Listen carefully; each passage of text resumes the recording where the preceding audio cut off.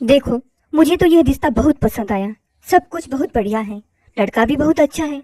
अब बताओ तुम्हारी क्या राय है नीतू? हाँ कह दो ना। लड़के के पिताजी कई बार फोन कर चुके हैं। उन्हें तुम पसंद आ गई हो। लड़का राजीव भी तुमसे शादी करने के लिए तैयार है। वे हमारे लायक हैं। दहेज में भी कुछ नहीं मांग रहे हैं। अब हम सब तुम्हारी हाथ सुनने के लिए बेचैनी से इंतजार कर रहे हैं। तुम्हारी क्या राय है? माँ ने चाय का प्याला मेरे पास रखते हुए पूछा। नीतू बिना कुछ बोले चाय पीने लगी। माँ मेरे जवाब के इंतजार में मेरी ओर देखती रही। सच कहूँ तो नीतू ने इस बारे में अब तक कुछ नहीं सोचा था। अगर आप सोच रहे हैं कि नीतू कोई 24 साल की युवती है तो आप गलत फहमी में हैं। नीतू की उम्र अब 32 साल है और जो नीतू से ब्याह करना चाहता है उनके 40 साल हैं। अगर आप मन ही मन सोच रहे हैं कि यह शादी करने की उम्र थोड़ी ही है तो आपसे मैं कोई शिकायत नहीं करूंगी, क्योंकि मेरे मन में भी यही सवाल उठ चुका है और इसका जवाब मुझे भी अब तक नहीं मिला। इसलिए मैं चुपचाप चाय पी रही हूँ। सभी को अपनी अपनी जिंदगी से कुछ उम्मीदें जरूर होती हैं। इस बात को कोई नकार नहीं सकता। हर चीज को पाने के लिए सही वक्त तो होता ही है। जैसे पढ़ाई के लिए सही समय होता है, उसी तरह शादी के लिए भी सही समय होता है। मेरे ख्याल से लड़कियों को 24 से 29 साल की उम्र के बीच शादी कर लेनी चाहिए। तभी तो वे अपनी शादीशुदा जिंदगी का पूरा आनंद उठा सकेंगे। प्यार, मोहब्बत आदि जज्बातों के लिए यही सही उम्र है। इस उम्र में दिमाग कम और दिल ज्यादा काम करता है, और फिर प्यार को अनुभव करने के लिए दिमाग से ज्यादा दिल की ही जरूरत होती है। लेकिन मेरी जिंदगी की परिस्थितियां कुछ ऐसी थी कि मेरे जीवन में संघर्षों की लाइन लगी हुई थी। हम खानदानी रईस नहीं थे। शुक्र है कि मैं अपने माता पिता की इकलौती संतान थी। यदि एक से अधिक बच्चे होते तो हमारी जिंदगी और मुश्किल में पड़ जाती। मेरे पापा एक कंपनी में काम करते थे और माँ स्कूल अध्यापिका थी। दोनों की आमदनी को मिलाकर हमारे परिवार का गुजारा चल रहा था।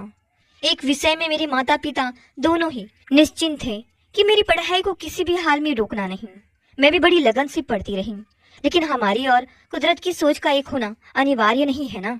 इसलिए मेरी जिंदगी में भी एक ऐसी घटना घटी जिससे जिंदगी से मेरा पूरा विश्वास ही उठ गया। एक दिन दफ्तर में दोपहर के समय मेरे पिताजी अचानक अपनी छाती पकड़े नीचे गिर गए। साथ काम करने वालों ने उन्हें अस्पताल में भर्ती कराकर मेरी माँ के स्कूल फोन कर दिया। मेरे पिताजी को दिल का दौरा पड़ा था। मेरे पिताजी किसी भी बुरी आदत के शिकार नहीं थे, फिर भी उन्हें 40 वर्ष की उम्र में यह दिल की बीमारी कैसे लगी, यह मैं नहीं समझ पाई। 3 दिन आईसीयू में रहकर मेरे पिताजी ने अपनी आंखें खोली और फिर मेरी माँ और मुझे देखकर उनकी आंखों में आंसू आ गए। मेरा हाथ पकड़कर उन्होंने बहुत ही धीमी आवाजों में कहा, मुझे माफ कर दो बेटी, मैं अपना फर्ज पूरा किए बिना ही जा रहा हूँ, मगर तुम अपनी पढ़ाई को किसी भी कीमत पर बीच में ना छोड़ना। वही कठिन समय में तुम्हारे काम आएगी। वे ही मेरे पिताजी के अंतिम शब्द थे। पिताजी की मौत के बाद मैं और मेरी माँ दोनों बिल्कुल अकेली पड़ गई। मेरी माँ इकलौती बेटी थी। उनके माता पिता भी इस दुनिया से चल बसे थे। मेरे पापा के एक भाई थे, मगर वे भी बहुत ही साधारण जीवन बिता रहे थे। उनकी 2 बेटियां थीं, वे भी हमारी कुछ मदद नहीं कर सकी। अन्य रिश्तेदार भी एक लड़की की शादी का बोझ उठाने के लिए तैयार नहीं थे। मैं उन्हें दोषी नहीं ठहराना चाहती, क्योंकि एक कुंवारी लड़की की जिम्मेदारी लेना आज कोई आसान काम नहीं है।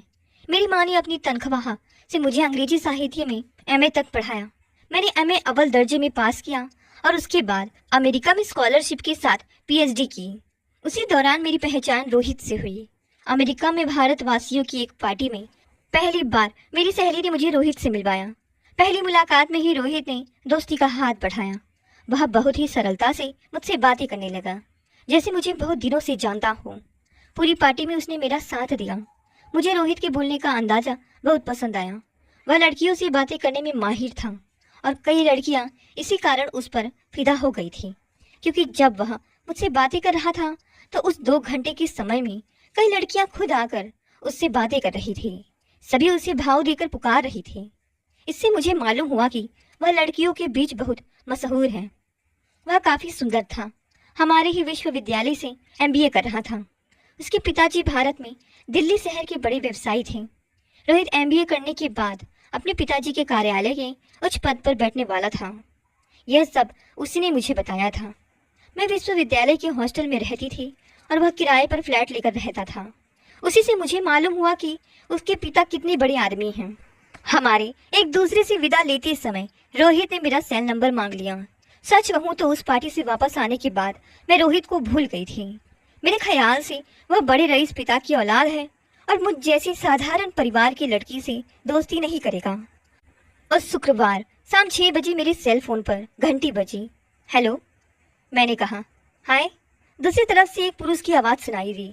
मैंने तुरंत उस आवाज़ को पहचान लिया। हाँ, वह और कोई नहीं, रोहित था। कैसी हैं आप? उम्मीद है आप मुझे याद करती हैं, मैंने हंसते हुए कहा। कोई आपको भूल सकता है क्या? बताइए, क्या हाल चाल है? कैसे याद किया मुझे आपने? आपके ऊपर एक इल्ज़ाम है और उसके लिए जो मैं सजा दूंगा वह आपको माननी पड़ेगी। मंजूर है? उसकी आवाज़ में शरारत उमड़ रही थी। इल्ज़ाम? मैंने ऐसी क्या गलती की जो सजा के लायक है? आप ही बताइए, मैं भी हंसकर बोली। तब रोहित ने कहा, पिछले 1 हफ्ते से ना मैं ठीक से खा पाया हूँ और ना ही सो पाया हूँ। मेरी आंखों के सामने सिर्फ आपका ही चेहरा दिखाई देता है। मेरी इस बेकरारी का कारण आप हैं, इसीलिए आपको दोषी ठहराकर आपको सजा सुना रहा हूँ। सुनेंगे आप? हाँ बोलिए, क्या सजा है मेरी? आपको इस शनिवार मेरे फ्लैट पर मेरा मेहमान बनकर आना होगा और पूरा दिन मेरे साथ बिताना होगा। मंजूर है आपको? जी मंजूर है, कह मैं भी खूब हंसी। उस शनिवार मुझे अपने फ्लैट में ले जाने के लिए खुद रोहित आया। मेरी खूब खातिरदारी की। एक लड़की को अति महत्वपूर्ण महसूस कैसे करवाना है, यह बात रोहित से सीखनी चाहिए। शाम को जब वह मुझे हॉस्टल छोड़ने आया तब हम दोनों को एहसास हुआ कि हम एक दूसरे को सदियों से जानते हैं। यही रोहित की खूबी थी। उसके बाद अगले 6 महीने हर शनिवार में उसकी फ्लैट पर जाती। हम दोनों एक दूसरे के बहुत करीब हो गए थे, मगर मैं एक विषय में बहुत ही स्पष्ट थी।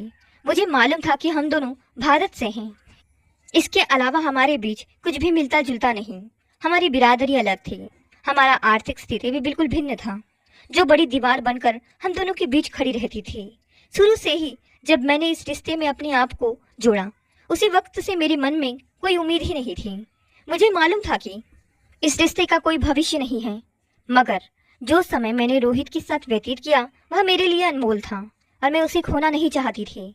इसलिए मुझे हैरानी नहीं हुई जब रोहित ने बड़े ही सरलता से मुझे अपनी शादी का निमंत्रण दिया, क्योंकि उस रिश्ते से मुझे यही उम्मीद थी। अगले हफ्ते ही वह भारत चला गया और उसके बाद हम कभी नहीं मिले। कभी कभी उसकी याद मुझे आती थी, मगर मैं उसके बारे में सोचकर परेशान नहीं होती थी। मेरे लिए रोहित एक खत्म हुए किस्से के अलावा कुछ नहीं था। रोहित के चले जाने के बाद मैं 1 साल के लिए अमेरिका में ही रही। इस दौरान मेरी माँ भी अपनी अध्यापिका के पद से रिटायर्ड हो चुकी थी। उन्हें अमेरिका आना पसंद नहीं था, क्योंकि वहाँ का सर्दी का मौसम उनके लिए अच्छा नहीं था। इसीलिए मैं अपनी पीएचडी खत्म करके भारत लौट आई।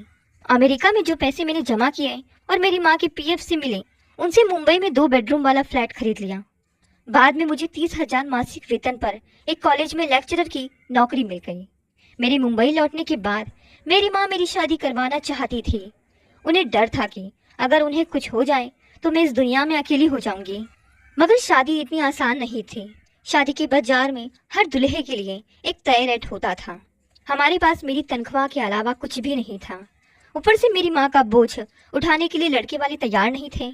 जब मैं अमेरिका से मुंबई आई थी तब मेरी उम्र 25 साल थी। शादी के लिए सही उम्र थी। मैं भी एक सुंदर सा राजकुमार जो मेरा हाथ थामेगा उसी के सपने देखती रही। सपनों को हकीकत में बदलना संभव नहीं हुआ। दिन हफ्तों में और हफ्तों महीनों में और महीनों सालों में बदलते हुए 3 साल निकल गए।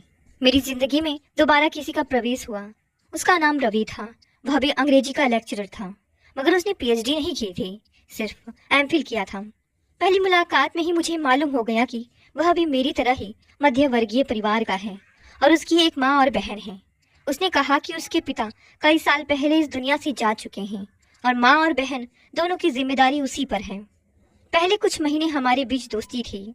हमारे कॉलेज के पास एक अच्छा कैफे था। हम दोनों रोज वहाँ कॉफ़ी पीने जाते। इसी दौरान एक दिन उसने मुझे अपने घर बुलाया। वह एक छोटे से फ्लैट में रहता था। उसकी माँ ने मेरी खूब खातिरदारी की और उसकी बहन जो कॉलेज में पढ़ती थी वह भी मेरे से बड़ी इज्जत से पेश आई। इसी दौरान एक दिन रवि ने मुझसे कहा, नीतू, क्या आप मेरे साथ कॉफ़ी पीने के लिए आएंगी? उसका इस तरह पूछना मुझे थोड़ा अजीब सा लगा, मगर फिर मैंने हंसकर पूछा, कोई खास बात है जो मुझे कॉफ़ी पीने को बुला रहे हो? उसने मुस्कुराते हुए कहा, हाँ, बस ऐसा ही समझ लीजिए। शाम कॉलेज खत्म होने के बाद हम दोनों कॉफी शॉप में गए और एक कोने में जाकर बैठ गए। मैंने उसके चेहरे को देखकर कहा, हाँ बोलो रवि, क्या बात करनी है मुझसे? रवि ने बिना किसी हिचकिचाहट के कहा, नीतू, मैं बातों को घुमाना नहीं चाहता हूँ। मैं तुमसे प्यार करता हूँ। अगर तुम्हें भी मंजूर है तो मैं तुमसे शादी करना चाहता हूँ। यह सुनकर मुझे सच में झटका लगा। मुझे जरा सा भी अंदाजा नहीं था कि रवि इस तरह मुझसे पूछेगा। मैंने रवि के बारे में बहुत सोचा। मुझे तब तक मालूम हो चुका है कि मेरे पास जो पैसे हैं वे मेरी शादी के लिए बहुत कम हैं, और फिर मेरी माँ को भी अपनाने वाला दुल्हा मिलना लगभग नामुमकिन ही था। इस बारे में मेरे दिल ने नहीं, दिमाग ने निर्णय लिया और मैंने रवि को अपनी मंजूरी दे दी। उसके बाद हर हफ्ते हम रविवार को हमारे घर के सामने वाले पार्क में मिलते। इस बीच यकायक रवि 3 दिन की छुट्टी पर चला गया। रवि चौथे दिन कॉलेज आया। उसका चेहरा उतरा हुआ था। शाम को हम दोनों पार्क में जाकर बैठ गए। मुझे मालूम था कि रवि मुझसे कुछ कहना चाह रहा है, मगर कह नहीं पा रहा है। फिर उसने मेरा हाथ पकड़कर कहा, मुझे माफ कर दो नीतू, मैंने खुद ही तुमसे प्यार का इजहार किया था और अब मैं ही इस रिश्ते से पीछे हट रहा हूँ। तुम्हें मालूम है कि मेरी एक बहन है, वह किसी लड़की से प्यार करती है और उस लड़के की एक बिन ब्याही बड़ी बहन है। उन लोगों ने साफ कह दिया कि अगर मैं उनकी लड़की से शादी करूंगा तो ही वे मेरी बहन को अपनाएंगे।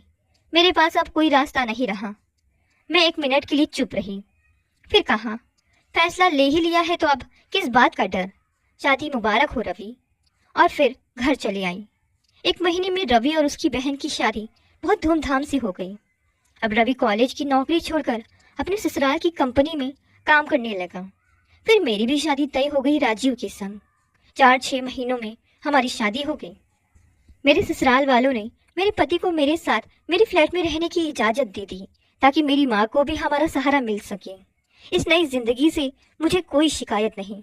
मेरे पति एक अच्छे इंसान हैं, मुझे किसी भी बात को लेकर परेशान नहीं करते हैं, मेरी बहुत इज्जत करते हैं, औरतों को पूरा सम्मान देते हैं। उनका यह स्वभाव मुझे बहुत अच्छा लगा। नीतू, जल्दी से तैयार हो जाओ।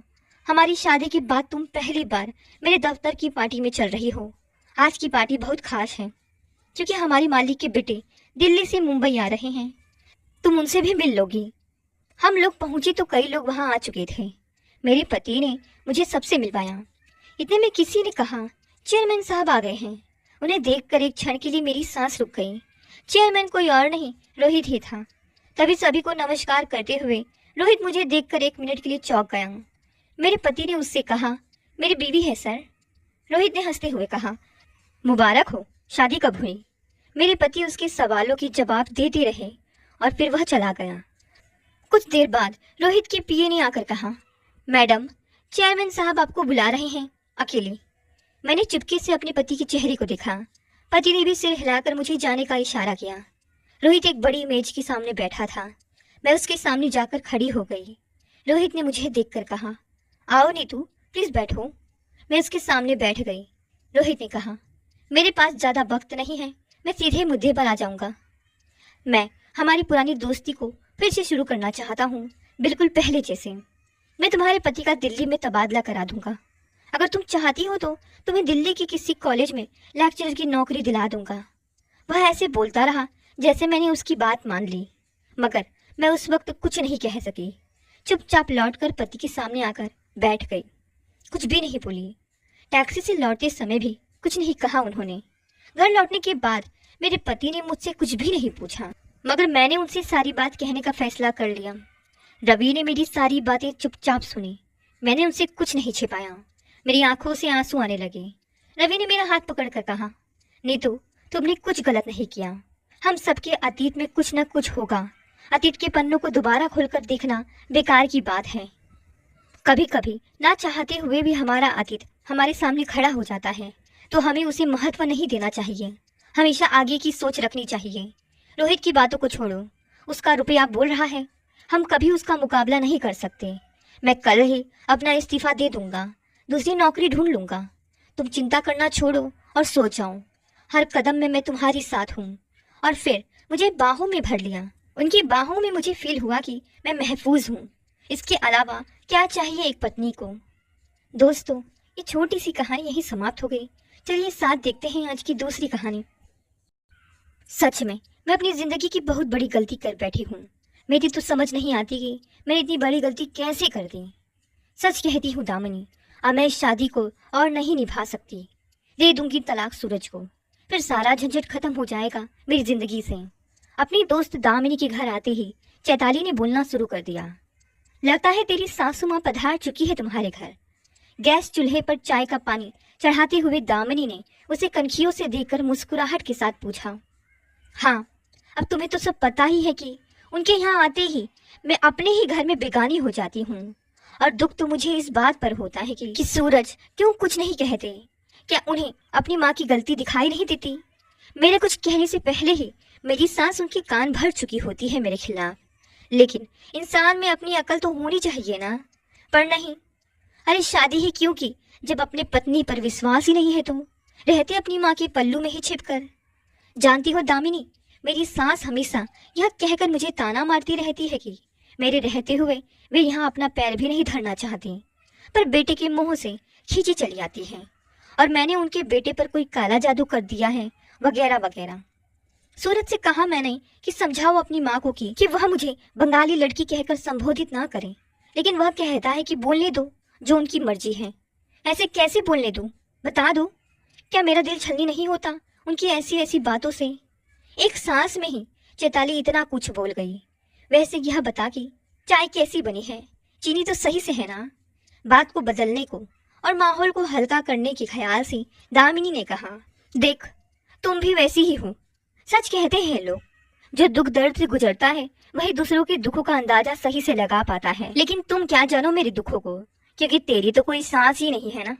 तुझे अपना समझकर मैं यहाँ तुझसे मिलने दिल की बात करने आई हूँ, और तू है कि चल जाने दे, मैं चलती हूँ। कहकर वह जाने को उठने ही लगी कि दामिनी ने उसका हाथ खींचकर फिर से सोफे पर बैठा दिया और कहने लगी, तू क्या समझती है? मैं तेरी पीड़ा नहीं समझती, सब समझती हूँ, पर तुझे ये समझाने की कोशिश कर रही हूँ कि चाहे परिस्थिति कैसी भी हो, अगर तुम पति पत्नी एक होकर रहो तो फिर क्या मजाल जो कोई तुम्हारी जिंदगी में जहर घोल दे। मैं कहती हूँ कि क्यों तू हमेशा सूरज से उसको तलाक देने की बात करती रहती है? उसने किया क्या है? क्या उसे बुरा नहीं लगता होगा जब उसकी माँ तेरी इंसल्ट करती होगी? पर क्या करे बेचारा। लेकिन तू सतर्क हो जा, क्योंकि तेरी सास यही चाहती है कि किसी भी तरह तू सूरज को तलाक दे दे और फिर वह अपनी बेटी की शादी अपनी पसंद की लड़की से और अपनी जात में करवा सके। और इसीलिए वह सूरज की नज़रों में तुझे नीचा व खुद को ऊंचा दिखाने की कोशिश करती रहती है। लेकिन तू है कि यह बात समझती ही नहीं है। अगर तेरा यही रवैया रहा ना, तो सच में सूरज तुझे ही गलत समझकर तलाक की बात पर हामी भर देगा। और एक दिन देखना तू। सच बताना, क्या तू दिल से चाहती है कि तेरा और सूरज का तलाक हो जाए? नहीं ना, फिर इग्नोर करना अपनी सास की बातों को। जाने दे, वह जो करती है करने दे। अगर वह तेरे हाथ का पानी तक नहीं पीना चाहती तो ना पिए, तुझे क्या। अगर वह नहीं चाहती कि उनके रहते तो किचन में या पूजा घर में जाए या उनका कोई भी काम करे तो मत करना। तो फिर मैं क्या करूँ दामिनी? आखिर मैं भी तो इंसान ही हूँ ना। मुझे चिढ़ होती है कितना, आखिर कितना बर्दाश्त करूँ मैं, बता। जब भी मेरी सांस आती है सूरज मुझसे दूर दूर रहने लगते हैं। कुछ कहती पूछती हूँ तो ठीक से जवाब नहीं देते। जाने क्या हो जाता है उन्हें अपनी माँ के आने पर। लेकिन अपनी माँ से तो प्यार से ही बातें करते हैं, फिर मुझसे ही उकड़े उकड़े से क्यों रहते हैं? हो सकता है वे अपनी माँ के सामने तुझे वह प्यार ना देना चाहते हूँ जो वे देते आए हैं। यह तो बता कि उनके जाने के बाद तो सब ठीक हो जाता है ना। और फिर तूने ही बताया था मुझे कि कितनी मुश्किल से तुम दोनों एक हो पाए हो। एक होने के लिए तुम दोनों ने अपने परिवार, यहाँ तक कि समाज की नाराजगी झेली। क्या इसीलिए कि छोटी छोटी बातों पर झगड़ा करो, तलाक लेकर अलग हो जाओ? तुम्हारी सास का क्या है, वह तो आती जाती रहती है, लेकिन जीवन भर साथ तो तुम दोनों को रहना है। तो फिर अनसुना कर दिया करो उनकी बातों को। हो सके तो जीत लो अपनी सास के मन को, फिर देखना कैसे सूरज को भी तुम ही सही लगने लगोगी। दामिनी ने जब चैताली को ये सब बातें समझाई तो उसे भी वह सही लगा और उसने उसकी कहीं बातों को अपने मन में बैठा लिया।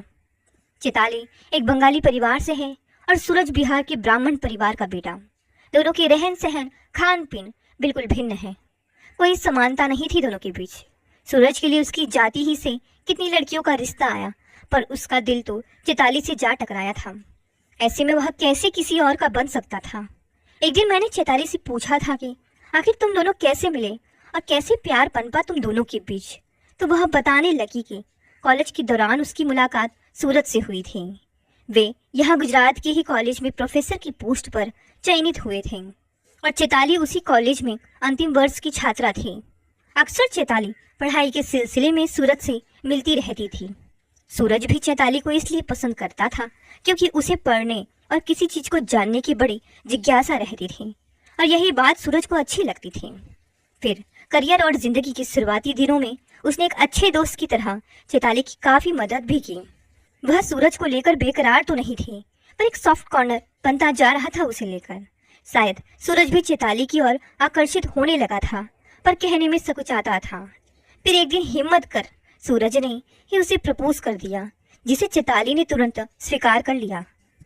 लेकिन जब दोनों के परिवार को उनके प्यार की भनक लगी तो उनके घर में बवाल मच गया।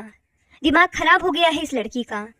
अरे तुमने सोच भी कैसे लिया कि हम तुम्हारी शादी एक दूसरी जाति के लड़के से करने की इजाजत दे देंगे? समाज में हम कहीं मुंह दिखाने के लायक ही नहीं रहेंगे। निकाल देंगे लोग हमें समाज से, तो फिर हम कहाँ जाएंगे बताओ? गलती हो गई हमसे जो हमने तुम्हें इतनी छूट दे दी, कहकर चैताली के माता पिता ने उसका घर से निकलना बंद करवा दिया। और उधर सूरज के माता पिता ने भी इस बात को सुनकर पूरा घर अपने सिर पर उठा लिया। कहने लगे, अरे कौन सा पाप हो गया हमसे जो तुम ऐसे दिन दिखा रहे हो? एक ब्राह्मण के घर बंगाली लड़की सुनने से पहले मर क्यों नहीं गए, बहरे क्यों नहीं हो गए? पर पापा सुनो तो। चुप, एकदम चुप। हम ब्राह्मण हैं जो प्याज लहसुन भी हाथ नहीं लगाते, और वह नॉनवेज खाने वाली लड़की। तुमने सोच भी कैसे लिया कि हम उसे अपने घर की बहू बनाएंगे? झिझकते हुए सूरज के पिता बोले, माँ समझाओ ना पिताजी को कि वह लड़की शादी के बाद सब खाना छोड़ देगी, और शादी के बाद तो वैसे भी वह हमारे कुल की बहू बन जाएगी ना। नहीं बेटा, इस बार तो तुम्हारे बाबूजी सही है, कहकर सूरज की माँ ने भी अपना मुंह फेर लिया। तो फिर ठीक है, अब मेरा भी फैसला सुन लीजिए आप दोनों। अगर मेरी शादी चैताली से नहीं हुई तो मैं किसी से भी शादी नहीं करूँगा और ना ही कभी यहाँ आऊँगा। गुस्से से भरकर सूरज ने भी अपना फैसला सुना दिया और उसी दिन ट्रेन पकड़कर गुजरात आ गया। उधर चैताली की शादी के लिए लड़के देखने जाने लगे। समझ नहीं आ रहा था कि करे तो क्या करे। किसी तरह एक दिन मिलने पर दोनों ने विचार किया कि अभी नहीं तो कभी नहीं। ठान लिया उन्होंने कि चाहे परिवार की मर्जी हो या ना हो, वे एक होकर ही रहेंगे। फिर क्या था, तय अनुसार उस रोज चैताली किसी जरूरी काम का बहाना बनाकर घर से निकल गई और फिर दोनों ने कोर्ट में जाकर शादी कर ली। लेकिन उन्हें अपने परिवार से यह बताने की हिम्मत नहीं हो रही थी कि उन्होंने कोर्ट में शादी कर ली, पर बताना तो था ही। सुनते ही सूरज के माता पिता आग बबूला हो गए और उधर चैताली के परिवार ने भी कह दिया कि अब उन्हें अपनी बेटी से कोई लेना देना नहीं है। इधर समाज भी इस शादी का विरोध करने लगा। समाज वाले कहने लगे कि या तो चैताली के माता पिता लिखित में अपनी बेटी से रिश्ता तोड़ दें या फिर समाज से अलग हो जाएं। कोई भी माता पिता अपने बच्चे से गुस्सा तो हो सकते हैं, पर उनसे कभी रिश्ता तोड़ने की नहीं सोच सकते। सो कह दिया उन्होंने कि चाहे जो हो जाए, वे अपनी बेटी के साथ हैं और रहेंगे हमेशा। भले ही पिता कितना भी सख्त हो जाए, पर माँ तो माँ ही होती है ना। सूरज की माँ ने भी सब कुछ भुलाकर अपने बेटे को माफ कर दिया, लेकिन चैताली को नहीं, क्योंकि उसे लगता है कि उसने ही बाप बेटे के बीच खाई का काम किया है। आज तक उसने चैताली को अपनी बहू के रूप में नहीं स्वीकारा है। वैसे तो चैताली अक्सर दामिनी के घर आती जाती रहती थी और वह भी, लेकिन अभी उसकी सांस आई हुई है, इस कारण दामिनी उसके घर नहीं जाती थी। पर चैताली क्यों नहीं आ रही थी उसके घर, इस बात की उसे चिंता होने लगी। कहीं उसे मेरी कोई बात बुरी तो नहीं लग गई। और इसी कारण उसने अपने आप से कहा। इतने दिन बाद चैताली को अपने घर आए देख दामिनी बहुत खुश हो गई। कहने लगी, अरे चैताली वैसे भी कहाँ थी इतने दिनों से? बड़ी मुस्कुरा रही है, लगता है तेरी सांस चली गई। नहीं दामिनी, मेरी सांस यही है, और एक बात बताऊं, उन्होंने मुझे अपना लिया। अच्छा, पर यह सब हुआ कैसे? आश्चर्य से दामिनी ने पूछा तो वह कहने लगी कि उसने सास की फिजूल बातों को दिल से लगाना छोड़ दिया। वह जो कहती सुन लेती, उसकी बातों पर कोई प्रतिक्रिया न देती, तो उसने बोलना कम कर दिया और इस कारण से घर में कलह होना बंद हो गया। कोई कारण ही नहीं होता उन्हें अपने बेटे से चैताली की शिकायत करने का। फिर एक रात उनकी तबीयत बहुत खराब हो गई। सुबह जब डॉक्टर से दिखाया तो डॉक्टर ने बताया कि उसकी सास को डेंगू हो गया है और प्लेटलेट्स भी बहुत कम हो गए हैं। यह सुनकर सूरज बहुत घबरा गए, लेकिन चिताली ने उसे हौसला बंधाते हुए कहा कि सब ठीक हो जाएगा। इस दौरान उसने अपनी सास की बहुत सेवा की। 10 दिनों तक उसके साथ अस्पताल में ही रही और चिताली की सेवा से उसकी सास जल्द ही जल्द ठीक होकर घर आ गई। अपनी आंखों में आंसू लिए वह कहने लगी कि उसने अपनी बहू को पहचानने में गलती कर दी थी और अब उससे कोई शिकायत नहीं है। चलो अच्छा हुआ, अंत भला तो सब भला। लेकिन अब तो तू सूरज से तलाक नहीं लेगी ना? चैताली को छेड़ते हुए दामिनी ने कहा तो वह भी हंस पड़ी। नहीं, कभी नहीं। दोस्तों, ये कहानी ही समाप्त हो गई। कहानी पसंद आई तो इसे लाइक शेयर